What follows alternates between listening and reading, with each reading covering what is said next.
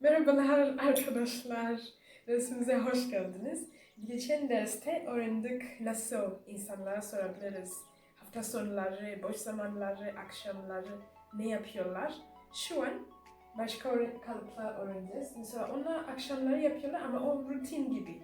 Yapman gereken bir şeyler. Ama bu videoda öğreneceğiz hobilerin, sen ne yapmayı seviyorsun. Mesela biri onunla bir şey yapmak istiyorsunuz. Ama önce öğreneceksiniz ne yapmayı seviyor, ne çok seviyor, ne sevmiyor, öyle bir şeyler. So hemen başlayalım. Çoğu öğrenciler bu soru sormak istiyorlar, diyecekler. What are your hobbies? What are your hobbies? Bunu sormayacağız. Böyle bir cevap. My hobbies are playing football. Öyle demeyeceğiz. Natif gibi cevaplayacağız. Okay? So hemen başlayalım. Nasıl sorabiliriz? What do you like to do? So what are your hobbies yerine ne soracağız? What do you like to do? What do you like to do? Nasıl cevaplayabiliriz? Ve soru ne demek? Yani sen ne yapmayı seversin? Like var. What do you like to do? Bu sonra bakacağız başka hangi soru, nasıl sorabiliriz? Mesela hafta sonları, akşamları, öyle bir şeyler. Hemen başlayalım. İlk olarak bu kalıp öğreneceğiz. Be fond of. Be fond of ne demek? Demek ki bir şey çok seviyorsun ve deli gibi seviyorsun bu bir şey. Mesela futbol. Çoğu insanlar futbol fanatikler. Çok futbol istiyor, yani seviyorlar. O zaman be fond of kalıp kullanabiliriz. Ama burada nasıl cevaplayacağız? Onun kalıp burada be var. Ama biliyorsunuz bu geniş zaman.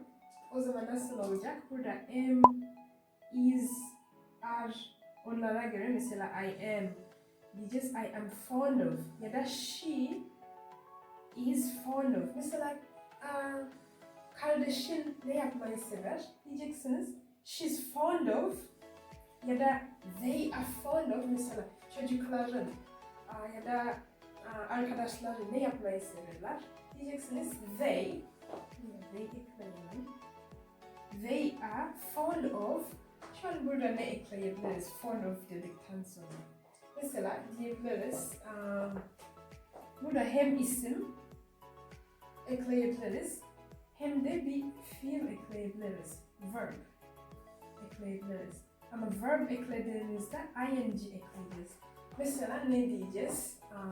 I am fond of hiking. Yani ben hiking, yürüyüş, böyle ormanda, kartal bir yerlerde yapmayı çok severim. So I'm fond of hiking. Ya da mesela kardeşim ne yapmayı sever? Diyeceğim he is fond of football. Yani o deli gibi futbol seviyor. Sürekli izliyor. Bakalım be keen on, be fond of kullanırsak başka ne kullanabiliriz? Be keen on. Be keen on bunun gibi. Bunu da bir şey çok sevmek, çok ilgilenmek, bir şey yaparak çok eğlenmek. Ne diyeceğiz? Be keen on. Diyeceğiz I am. Kalıp aynı bunun gibi. Be yerine am, is, are. Önce subject. Mesela I am keen on ve ya isim ya verb ing bir fiil ekleyeceğiz. Tam bunun gibi. Peki bunun negatif hali nasıl olacak? Burada I am not. Burada not ekleyeceğiz. Diyeceğiz I'm not keen on cooking. Yani yemek yapmaktan çok yapamıyorum. So I'm not keen on cooking diyeceksiniz. Ya da burada yine not burada ekleyeceğiz. Are you nasıl olacak? I am not fond of football. He is not fond of football diyeceksiniz. Ya da bunların yerine interested in, yani bu bir şey yapmaktan ilgilenirim, severim, bir şey yapmayı çok severim. Mesela I'm fond of ya da they kullanalım biraz. Sadece ben olmasın. They are fond of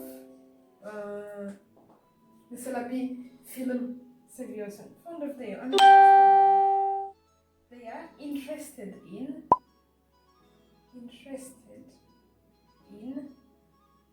extreme sports. Yani böyle çok böyle hareketli sporları seviyorlar. They are interested in extreme sports diyeceğiz. Peki bunlar kullanmak istemiyorsak ne kullanabiliriz? Enjoy. Ama burada enjoy kullandığında her zaman mesela çoğu zaman öğrenciler diyor I like playing football, I like playing basketball. Yani mesela cümle içinde birkaç şeyleri bahsedeceksiniz. Diyeceksiniz I enjoy. So I enjoy the verb ing sürekli. So I enjoy playing. I love listening. Mesela I love listening to music diyeceksiniz. I love listening to music. So I love listening to music. Ve bazen bazı şeylere nefret ediyoruz diyeceksiniz. I hate watching series. Mesela ben seri izlemeyi pek sevmiyorum çünkü aşırı uzun, bitmiyor. Sürekli böyle sonra ne oldu? Merakla böyle izleyeceksiniz ve bütün gün gidecek. So, bunun hakkında konuşmak istediğimde ne diyeceğim? I hate watching I hate watching Netflix. Tamam şu an bunlar kısa cevap. Ben kısa cevapları sevmiyorum. O zaman nasıl bu cevap, yani geniş bir cevap verebiliriz? Nasıl daha detayları verebiliriz? Tabii ki sen mesela biriyle konuşurken dışarıda kısa cevap verebilirsin ama dil öğrenirken mesela pratik yapmak için, öğrenmek için detaylı konuşman gerekecek. O zaman daha böyle pratik yapacaksın, bütün öğrendiğin kalıpları kullanacaksınız. Bakalım nasıl bir cevap genişletebiliriz. İlk olarak bu kelimeleri bakalım. Because ne demek? Çünkü. Buraya ne kullandık? Yani bir sebep vereceğiz. Niye bu bir şeyi seviyoruz? Niye ilgileniyoruz o bir şeyden? Ya da fakat, yani tam ters bir şey söyleyeceğiz. Güzel bir şey söyledik fakat pozitif bir şey söyleyeceğiz ya da negatif bir şey. Yani tam ters olması gerekiyor. Onun dışında because ve so. Sadece içten öğreneceğiz bu derste. So ne demek? So demek ki bu yüzden. Bakalım. Mesela what do you like to do? Sorumuz bu. What do you like to do? Sen ne yapmayı seversin diyeceksiniz.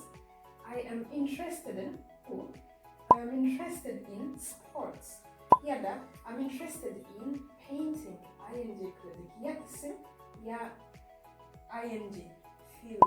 So I'm interested in sports. Ya da I'm interested in painting ya da in dancing. Niye? Devam edeceksiniz. Diyeceksiniz. Because it helps me relax. Yani bu bir şey yaparken sakinleştirmeye bana yardımcı olur. Fakat I can't do this every day. Fakat bunu her gün yapamam. Her gün yapmaya şansım yok. Çünkü, yani niye şansım yok?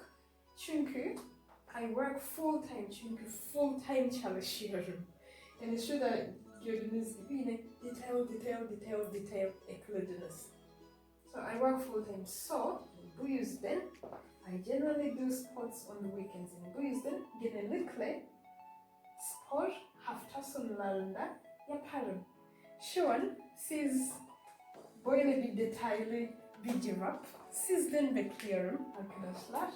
Ve bu soruları cevaplayacaksınız. Pratik olsun.